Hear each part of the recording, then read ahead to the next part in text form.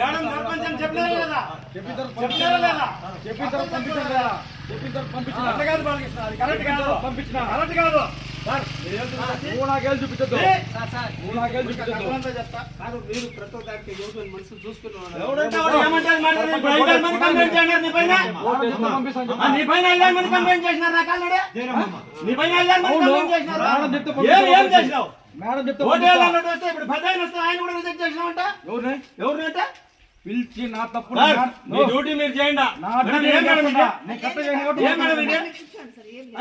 కట్ట చేయను కాబట్టి నువ్వు నన్ను అడుగుతున్నావు. ఎట్లా నిలేస్తావు? పంపించాలి. ఎందుకు నిలయకూడదు? ఎట్లా నిలేస్తాడు?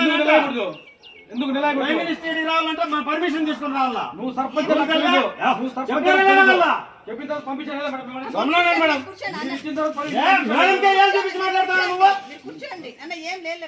కాకి యూనిఫామ్ వేసుకుంటే అట్లా అయిపోతావా? ఇట్లా నువ్వు కథ కట్టేసి ఏమనుకుంటాడు? నువ్వేమనుకుంటున్నావు?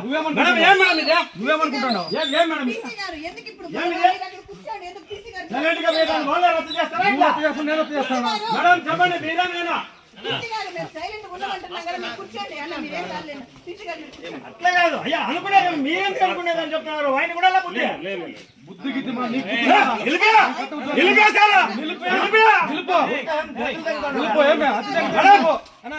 ఇది కరెక్ట్ కాదు మేడం.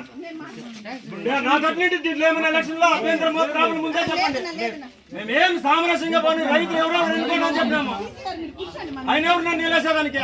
మీరు 10 సార్లు చెప్తాను, ఆయన మళ్ళీ ఎగరేసి ఏళ్ళు చూపించి మాట్లాడతాడా? ఏం తెలియదు. తెలియకుండా ఏమన్నా డ్యూటీ తీసేసి వేరే పని చూస్తున్నాను సార్. నువ్వు చూసుకో పని. నువ్వు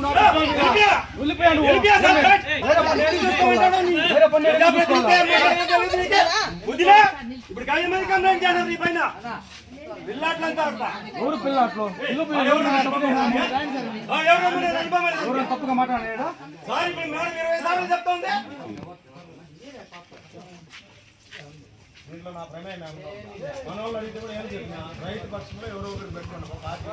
ఎవరో తప్పుగా మాట్లాడాడు.